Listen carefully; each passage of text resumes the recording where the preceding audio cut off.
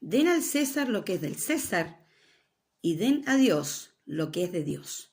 ¿Por qué Jesús dijo esta frase? Tenemos que conocer la historia para poder entenderla. En Mateo 22, 15, 22 dice así: Entonces salieron los fariseos y tramaron cómo tenderle a Jesús una trampa con sus mismas palabras.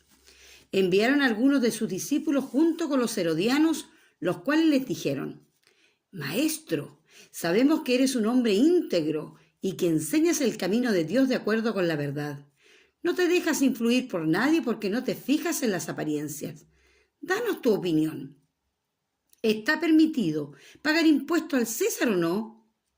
Conociendo sus malas intenciones, Jesús les replicó: Hipócritas, ¿por qué me tienden trampas? Muéstrenme la moneda para el impuesto. Se le enseñaron. ¿De quién son esta imagen y la inscripción?, les preguntó.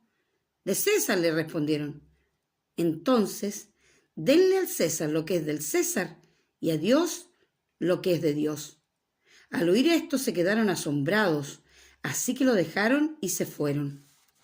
En este relato vemos a los discípulos de los fariseos y a los herodianos, que venían preparados con una pregunta capciosa, con mala intención, tratando de poner en aprietos a Jesús. Al ver a tanta gente, estos personajes comienzan por adular a Jesús. Son muy astutos y le llaman maestro. No cualquiera era maestro o rabí, y estos eran conocidos dentro del Sanedrín.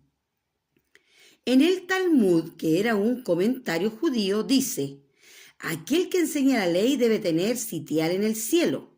Al decirle maestro, lo ponían en un lugar muy alto para ellos. Al decirle también que eres amante de la verdad, lo están poniendo como un hombre íntegro que vive lo que predica y lo que enseña es lo correcto. Además que él no se fija en las apariencias, por lo tanto, no tendría problema en contestarle su pregunta. Pero acá estaba la trampa. Aprovechando que los herodianos que trabajaban para Roma serían testigos de su respuesta, esperando poner manos sobre él dependiendo de lo que él dijera. Y la pregunta: ¿es lícito dar tributo a César o no? Si Jesús decía que sí, lo acusarían ante el pueblo que él no respetaba a Dios y se rendía ante César. Si decía que no, se convertiría en traidor de Roma y un revolucionario confrontando la autoridad.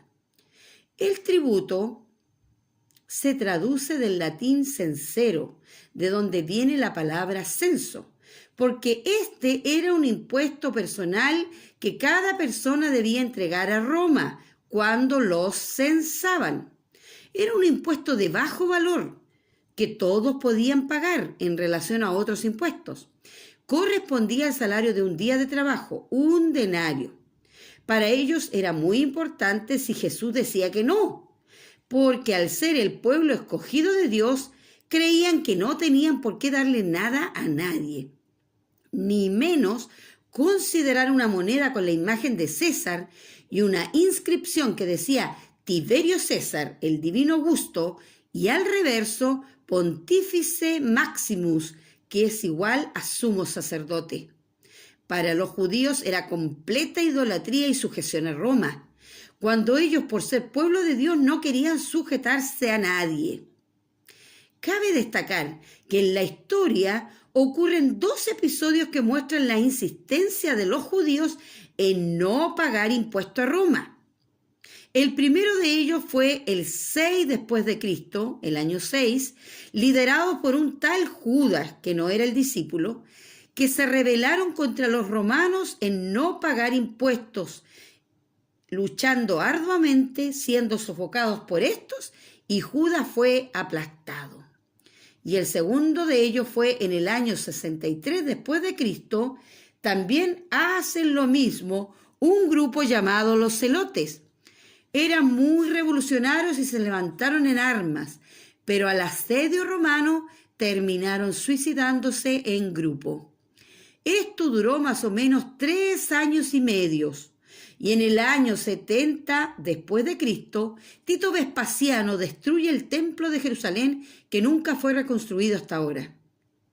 Ahora bien, Cualquiera de las respuestas que diera Jesús a ellos les convenía, porque era la trampa que habían urdido para acusarle. ¿Pero qué hace Jesús? ¿Qué les dice? ¿Por qué me tientan, hipócritas? Inmediatamente les muestra que conoce sus intenciones. Y al pedirle una moneda y mostrarle su imagen, les responde: den al César lo que es del César y a Dios lo que es de Dios. La sorpresa fue unánime. Todos quedaron asombrados. Les muestra que si viven en una localidad y tienen algunas comodidades, estas no son gratis, porque las cosas tienen un gran valor. Arreglo de calle, arreglo de veredas, caminos, puentes, vivienda, agua, etc.